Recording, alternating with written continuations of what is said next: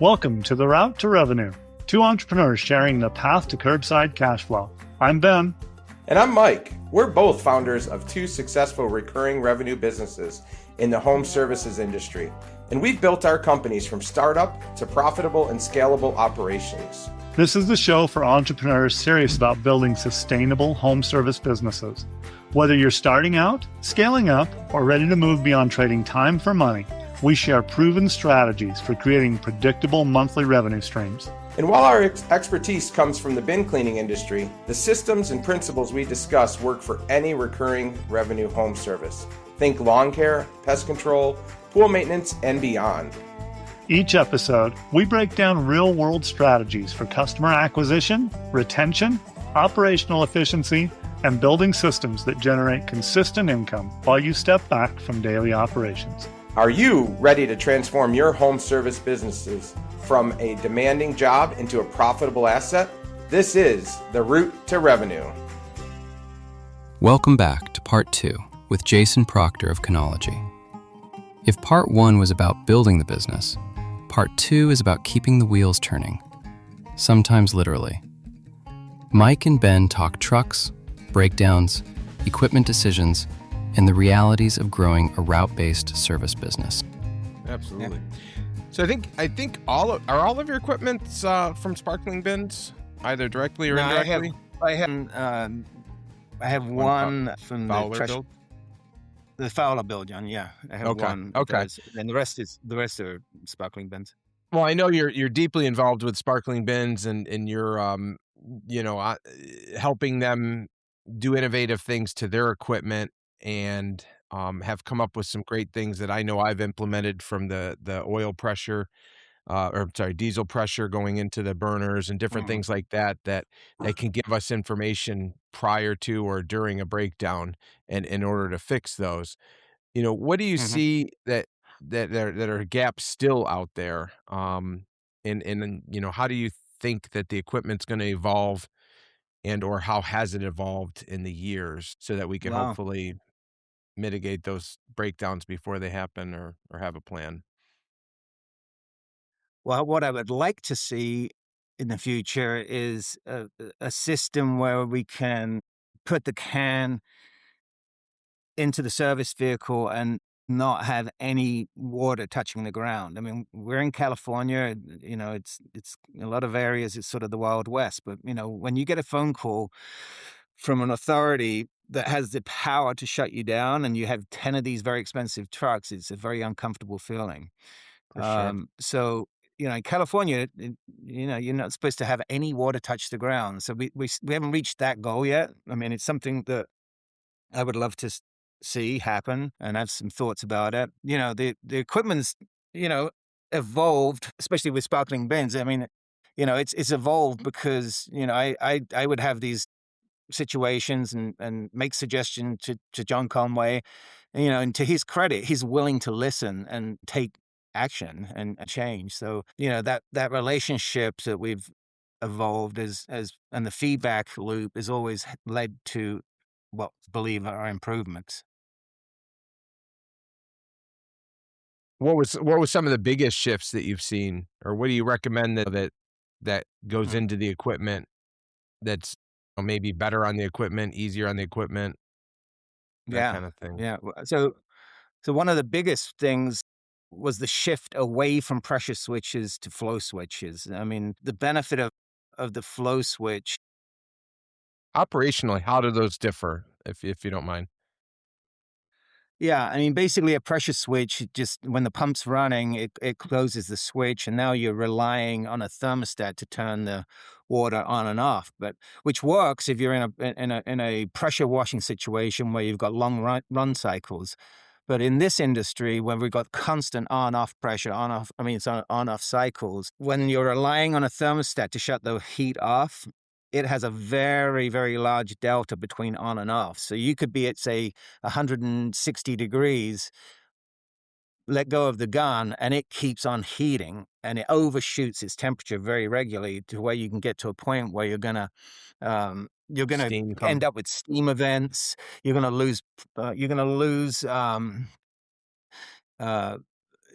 ruptured discs and things of that nature. So yeah, that moving to a flow switch solved a lot of heater problems. And then I guess secondly would be the ZK1 unloaders. I mean, that really changed things. It's a lot less wear and tear on your equipment. You don't need a bypass hose. So those two things that were incorporated within the last, I don't know, 3 or 4 years have really changed the equipment and how it's used. And then Excellent. I guess the second thing would be, there's been a move away from 120-volt systems. They're very compact, which is good, I guess, and you can bolt them in, but they're very tight to work on. You have to be able to stand on your head and twist wrenches and stuff to do that. So, we've Sure. gone away from those 120-volt systems, and we've gone to 12-volt systems, and that's improved reliability and made the field repairs a lot easier. And then I Excellent. guess more recently, the Sparkling Bins has introduced a vertical pressure washer platform that's way, way easier to service. It has a much smaller footprint and it's better suited for our fleet operations. So the newer heaters also include like onboard diagnostic equipment that you'd mentioned previously, oil pressure gauges, diagnostic lights. So yeah, I think and my thought on equipment is make it more simple, make it easier to service and easier to provide, real-time diagnostics in the field. I mean, my guys can call me, they have no mechanical aptitude and say, "Hey, this light's working and that's the pressure." Now, and from that information, I can kind of guide them, on what to do next. And bottom Oh, line, they're gonna break down. I mean, they are pieces of Oh, a for sure. mechanical equipment. It's a no-brainer, and it's just how many are gonna break down today and which problems. So, yeah. Exactly. having the ability to diagnose it without just throwing parts at it, it's a really nice situation to be in Yeah. for sure. Yeah, yeah, definitely. When we hire people for the driver position, we tell them, we work with hot water and pressure. Things are going to break. It's like a Yeah. time bomb, Yeah. You know, you know? it, Just a it's a matter of fact. when. Yeah. So, Jason, what do operators get wrong about equipment decisions? I mean, whether that's what to buy first, when to upgrade, or how to maintain what they have. What are your suggestions there? We as an industry missing? Oh, I don't know the answer to that. I mean, I would just say that, up until recently, most builders will take a pre-manufactured skid, a pre-manufactured lifter, Yep, and build a shell around it, right? yep, And that approach works. It makes it easy to build them, but it makes it way more complex to service them, right? So my yeah, recommendation for anybody that's coming into this industry is buy the best equipment you can. I mean, that you can afford at the time, but but buy it with a strong emphasis on who built it and what customer service you're going to get after the sale. Because They'll once you've need got it. that equipment, if it breaks down, like you said, it will break down. oh yeah, Having the support structure and community to help you get it back up on and running is absolutely key. Probably more key than the equipment itself, I would guess. right. That makes sense. You know. Yeah. So And I really do think that operators underestimate the value of that support network. I mean, I can call on multiple people. I've called on both of you guys over the weekend. I have this situation. What do you Yeah. think? Right? That is priceless. Usually the call goes the other way though. The call goes to you, That's but not yeah, true. yeah. I'm gonna just say that the first time that I got a call from Jason Proctor saying, "Hey Ben, I've got this issue. What do you think?" I was like, "Did you dial the What? wrong number, Jason?" Yeah.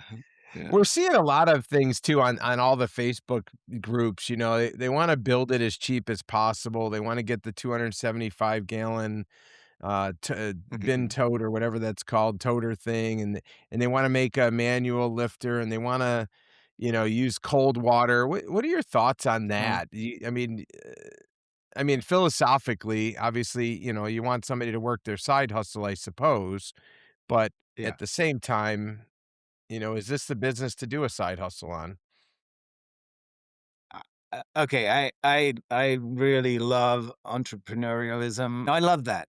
But this is a business that you really got to understand before you go in. I mean, the liability part of this equation is really tough. Like if you have assets and you don't reclaim the wash water, you're opening yourself up to a significant issue. If you strap down, 300 gallons of water at 8.5 pounds a gallon on a trailer and you don't mount it in the correct place or, exceed the capability on that trailer, that, you're going to potentially you could hurt people, including yourself. So, I think that at a minimum, all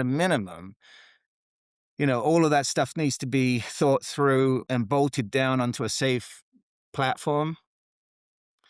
And you have to use hot water. I mean, people are kidding themselves going down to Home Depot and getting a 3 gallon a minute, pressure washer, and it's just not going to happen. And you're compounding the problems that you're going to have selling this service. I mean, when you pull up in a piece of equipment that's branded and it looks professional, and and the person's coming out in a uniform, it's way easier to convince people that this is a professional service. So it's different than pulling an extension cord and hooking up hose water, taking hose water from their house. Is that what you're suggesting?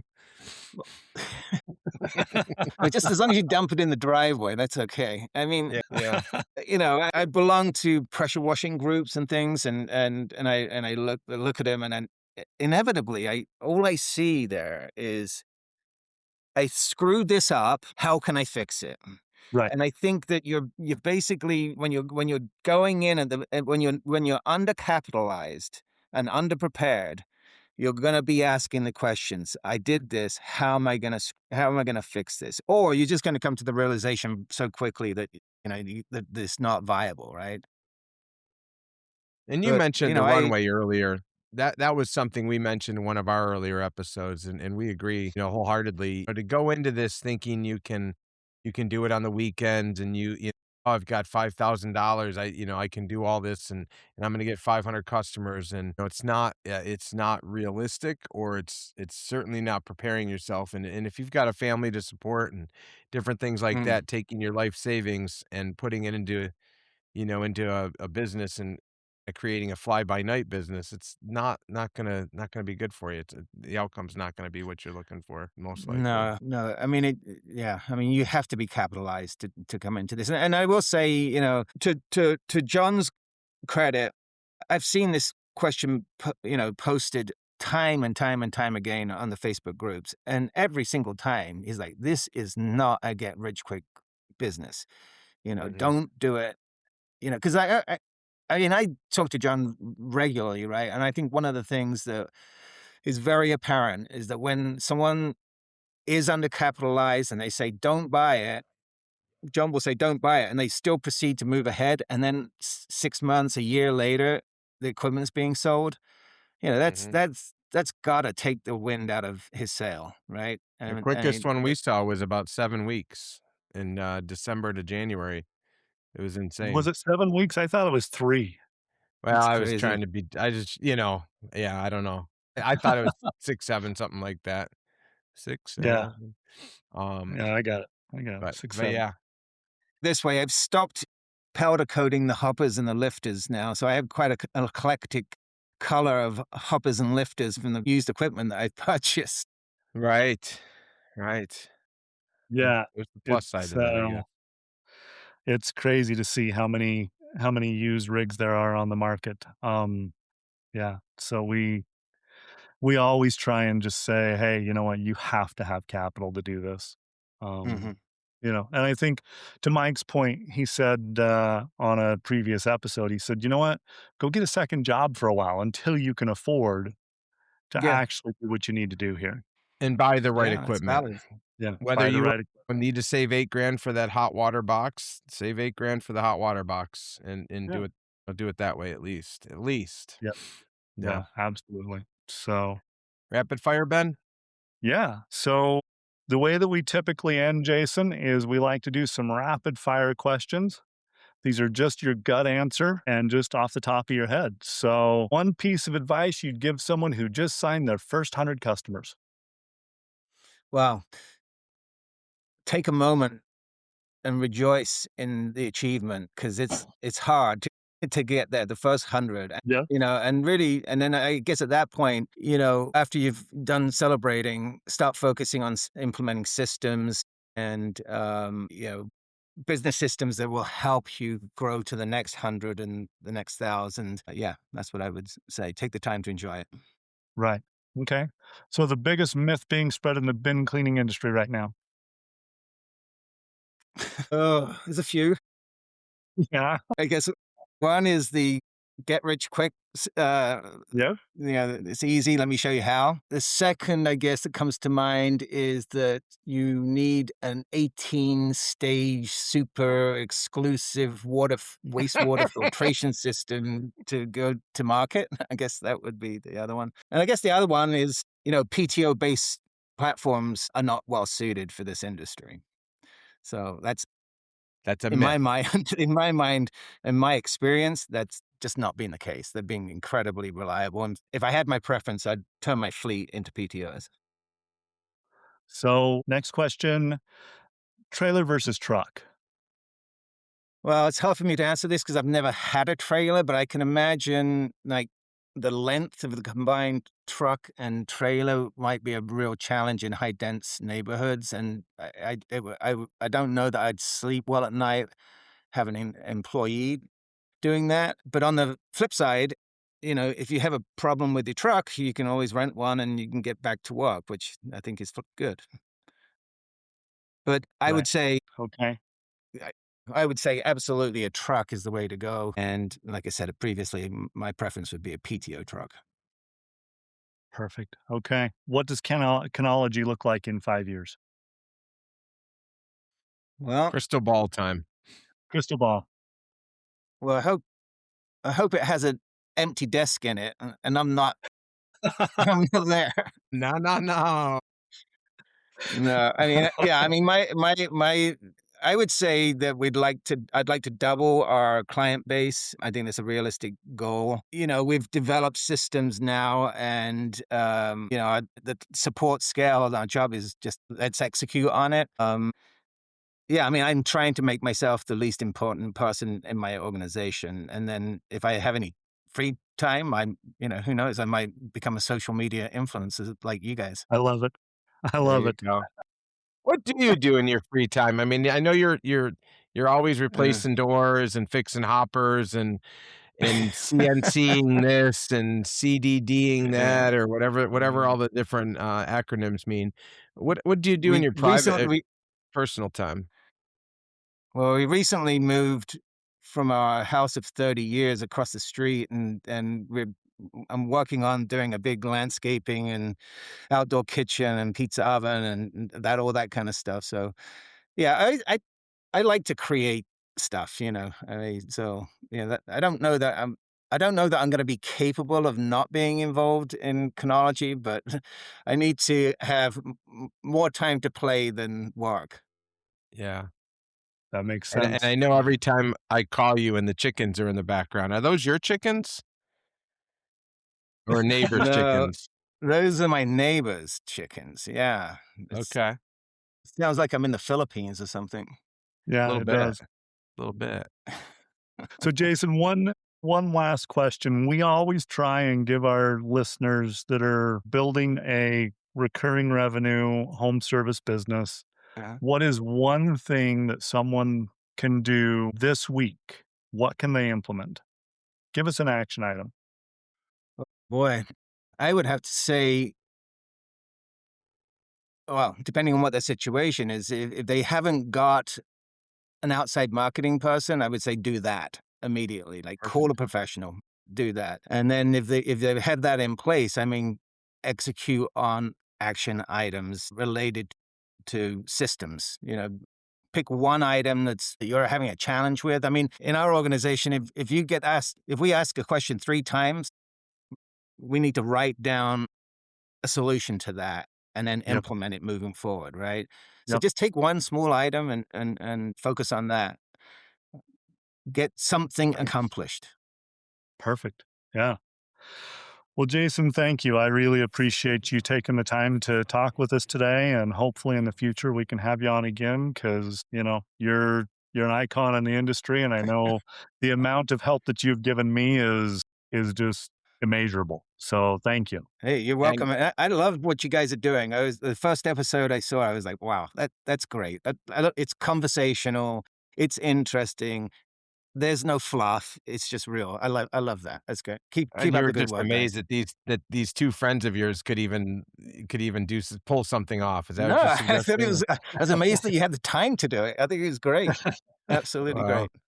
I All right, sure have guys. appreciated you as well, and I know I've Sure. called you on weekends and weekdays and mornings and forgot that you're in California and I'm in Atlanta, so I may have No woken you worries. up too early, but most of the time you're up anyways. But That's right. the way you approach the problem is what I appreciate the most. The systematic, start here and go A, B, and I'm sure that's from the plumbing days, but A, B, C, D, Yeah. E, all the way until you get to the problem. And I'm more of a, or I was more of a, throw parts at it to try to figure it out. But I like the other system better, so it's quicker and easier. So appreciate you and everything you've given to the industry, and proud to know you as a friend. So. All Thank you right. so Awesome. Well, much. if you are enjoying the episode, please give us a like, a subscribe, and if we want to reach out to Jason, how would we do that, Jason? Or are we not taking calls anymore as we're trying to empty that No, I'm desk? taking calls. I take calls all the time. I'm going to refrain from giving out my cell phone number right No, of now, but course, 100%, just go to the 100%. Facebook groups. The number's There there. we go. He chimes in all the time, so Yep, he does. I'm appreciate you. always amazed how often he responds to people that have issues. Yeah. Yeah, No so worries. So take us out, Mike. I thought I just did. All right, thanks Okay. everybody. Thanks, everybody. Bye. Take care. Jason, thank you so much. Yeah, Yeah, it you're was welcome. awesome. Awesome.